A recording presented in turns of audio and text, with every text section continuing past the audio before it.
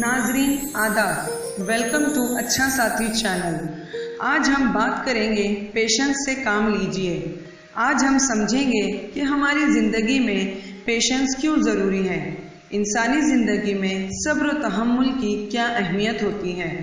आज अगर हम समाज के लोगों की या दुनिया वालों की भाग दौड़ देखते हैं तो महसूस होता है कि क्या कुदरत इतनी तेज़ रफ्तारी चाहती है। हमें इतनी तेज़ रफ्तारी से भाग दौड़ कर कहाँ जाना है। हम कहीं ये तो नहीं भूल रहे हैं ना कि ज़िंदगी में पेशेंस या सब्र भी ज़रूरी है। कितना वक्त आप इस भागम भाग को बर्दाश्त करोगे। कामयाबी के लिए इतनी तेज़ रफ्तारी ज़रूरी भी नहीं। सुकून से काम लीजिए, खुद को मुतमईन रखिए।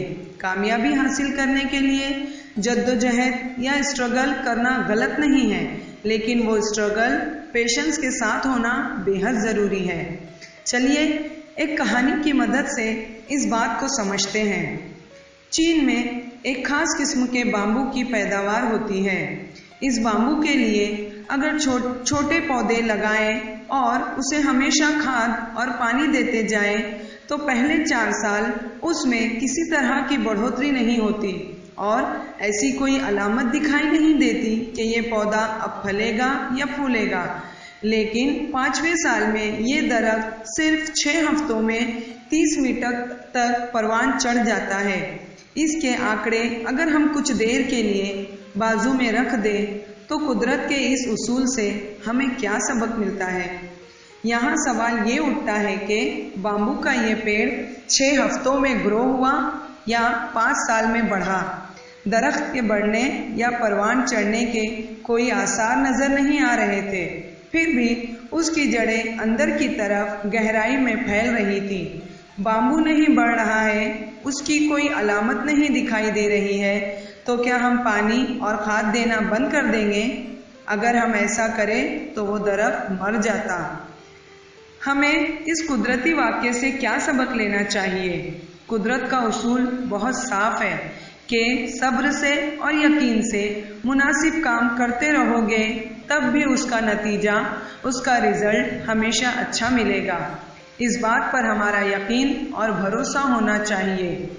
साथियों, कोई भी कामयाबी हमें बहुत आसानी से तो नहीं मिलती या फिर रातों रात भी नहीं मिलती।